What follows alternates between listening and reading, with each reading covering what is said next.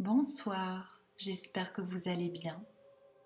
Je suis ravie de vous retrouver pour cette vidéo que j'ai eu une immense joie à réaliser pour vous. Je souhaite sincèrement qu'elle vous apporte du réconfort et de nouveaux outils pour élever votre vibration intérieure et aller vers la pleine santé, la joie, l'harmonie et la paix intérieure. Ce que je vais vous présenter dans cette vidéo ne vous surprendra peut-être pas pour certains, mais pourrait changer totalement votre vision de la vie, de vous-même, du monde et de l'eau que vous buvez chaque jour, avec laquelle vous vous lavez, avec laquelle vous cuisinez, dans laquelle vous vous baignez et qui vous compose à 70%. Mais avant de rentrer plus en profondeur dans cette vidéo, je vous invite à vous abonner à ma chaîne si ce n'est pas encore fait et à cliquer sur la petite cloche pour être informé de toutes les prochaines vidéos que je ferai. Je tiens également à vous préciser que même si je n'apparaîtrai pas sur cette vidéo, puisqu'il s'agit d'un audio, je partagerai avec vous des visuels pour illustrer mon propos et rendre cet audio un petit peu plus ludique et plus digeste. Restez donc avec moi jusqu'à la fin pour bien comprendre l'essence de mon message. Et merci d'avance pour votre écoute. Dans cet audio, je me suis inspirée des fascinantes recherches de Masaru Emoto. Masaru Emoto est docteur en médecine alternative. Il est d'ailleurs décédé en 2014. Il a mené pendant plus de 20 ans d'incroyables recherches sur l'eau qui, selon moi, sont révolutionnaires. Il a d'ailleurs écrit plusieurs livres, dont certains sont des best-sellers mondiaux. Il a également présidé l'Institut de recherche IHM. Masaru Emoto a photographié les cristaux de l'eau congelés ou gelés à l'état naturel. Il a découvert que l'eau, exposée à des mots écrits ou prononcés comme merci ou amour, laisse apparaître des formes brillantes, complexes, colorées, régulières et harmonieuses, comme des flocons de neige. Inversement, il a constaté qu'une eau polluée ou exposée à des mots négatifs ou des pensées négatives produisent des cristaux déformés, asymétriques, aux couleurs ternes, disharmonieux. Ces recherches sont donc la preuve que l'eau a un pouvoir très puissant et qu'elle est réceptive à l'énergie, quelle que soit la forme de cette énergie. Je vous rappelle d'ailleurs que tout est énergie dans l'univers, ou vibration si vous préférez la notion de vibration. Je vous invite d'ailleurs à visionner les quelques vidéos que j'ai réalisées sur le sujet de l'énergie et la vibration, que tout est énergie. Ce principe que tout est énergie dans l'univers est aujourd'hui accepté par la communauté scientifique. Tout est énergie, absolument tout. Les êtres humains, les animaux, les végétaux, les minéraux, les objets, la musique, les sons, la lumière, mais aussi nos pensées, nos émotions, nos paroles.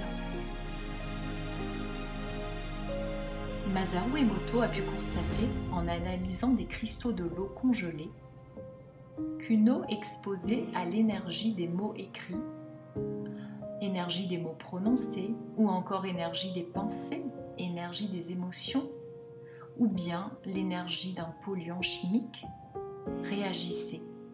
L'eau réagit à l'énergie. L'eau est donc réceptive aux paroles que vous prononcez, aux mots que vous écrivez et que vous allez coller sur le récipient qui la contient, mais également aux pensées que vous lui soumettez, ou encore aux émotions, ou enfin à une substance qui se trouverait placée en elle, comme un polluant ou bien le jus d'un citron. Il semblerait donc que l'on puisse informer ou réinformer l'eau, que l'eau soit capable de véhiculer des informations. Pour illustrer les résultats des recherches de Masaru Emoto, je vais vous montrer des photos, des exemples illustrés, et notamment des photos de cristaux d'eau dans différentes situations, exposés à des mots différents. Je vais vous laisser juge et je vais surtout vous laisser découvrir ces visuels et vous faire votre propre opinion. Nous allons démarrer par le mot joie qui a été prononcé en présence d'une eau dont les cristaux ont été analysés par Masaru Emoto. Vous constaterez à quel point ces cristaux sont beaux, symétriques, harmonieux, comme un flocon de neige.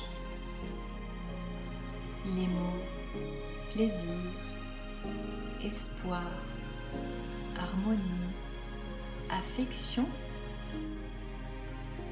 créent également des cristaux magnifiques dans l'eau qui est au contact de ces mots. Je vous le rappelle, ces mots peuvent être prononcés ou bien écrits et collés sur le récipient qui contient l'eau. À présent, vous avez le mot, ou plutôt l'expression tout va bien se passer. Tout va bien se passer est une expression positive, remplie d'espoir. Eh bien, vous voyez, quand il y a de l'espoir ou qu'il y a une formulation positive, d'ouverture, eh bien, vous avez un cristal qui est harmonieux. En revanche, le mot épuisement nous montre bien que le cristal se déforme, comme si, petit à petit, il y avait une perte d'énergie. Il y a comme une énergie de lassitude qui se dégage de ce cristal.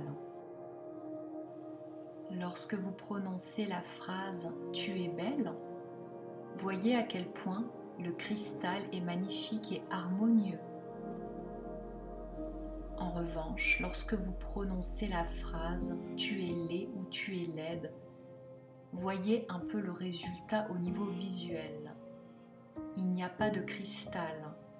La forme que vous voyez est complètement asymétrique, disharmonieuse, et dégage même une énergie de malaise, de laideur. Comparez à présent l'énergie du bonheur et du malheur. L'énergie du bonheur est harmonieuse, magnifique, et le cristal malheur nous met également mal à l'aise. À présent, voyez la différence entre l'expression « faisons-le » qui sous-entend qu'il y a une solidarité, que nous sommes plusieurs à faire quelque chose, qu'il y a de l'entraide, et la phrase « fais-le » qui est un ordre, une injonction à faire quelque chose. Il y a un côté dur et autoritaire dans « fais-le ». Et vous voyez que dans ce cas, le cristal est complètement déstructuré. Voyez à présent l'effet que la phrase « tu es stupide » ou alors « je suis stupide » peut avoir sur un liquide. Il n'y a pas de cristal harmonieux. Le visuel est dérangeant, disharmonieux.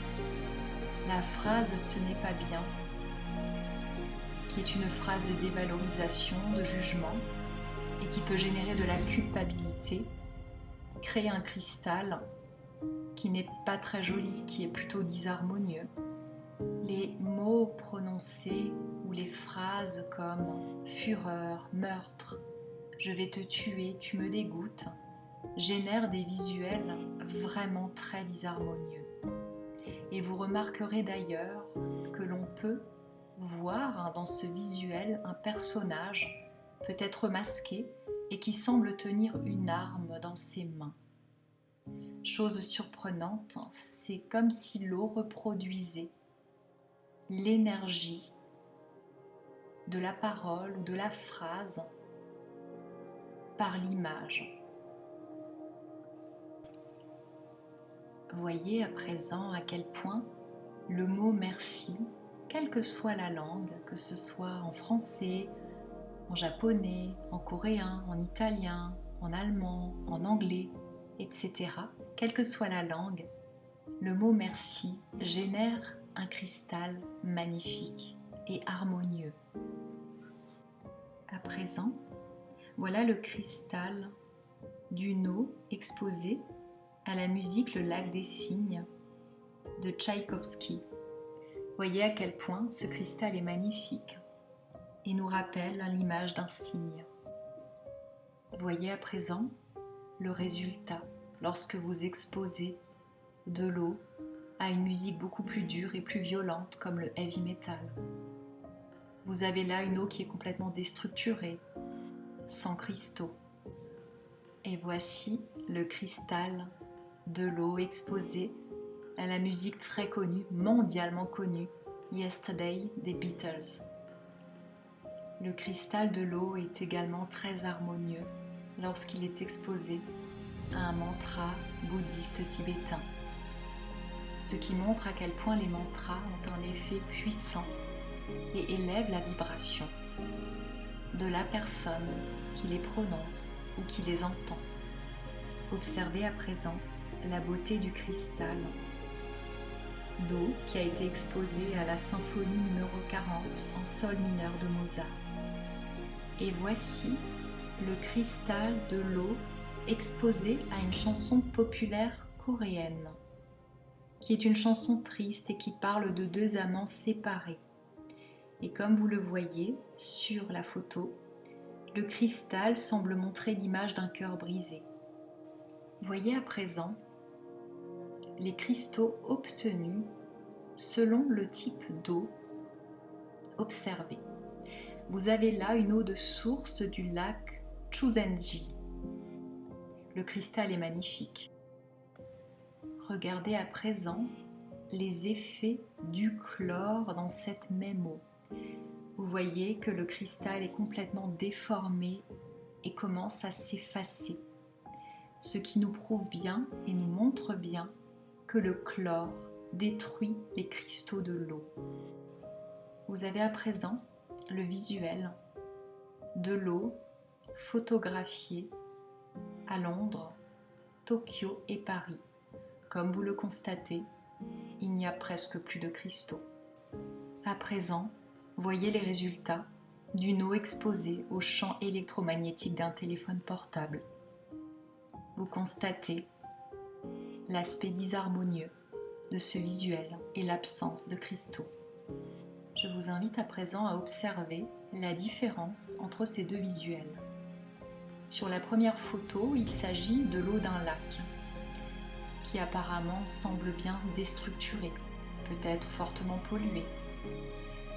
Puis une prière de guérison bouddhiste a été récitée sur l'eau de ce lac. Et voyez l'apparence de l'eau, des cristaux de l'eau après que cette prière de guérison ait été récitée. L'eau a été restructurée, l'eau a retrouvé ces cristaux magnifiques. Ce qui nous montre bien que les mantras, les prières, les affirmations positives, toutes les pensées et paroles bienveillantes et d'amour agissent sur l'eau, sur les liquides. Voyez à présent le visuel, la photographie d'une eau qui a été chauffée dans un four à micro-ondes. Il n'y a aucun cristal. Et le visuel est plutôt dérangeant.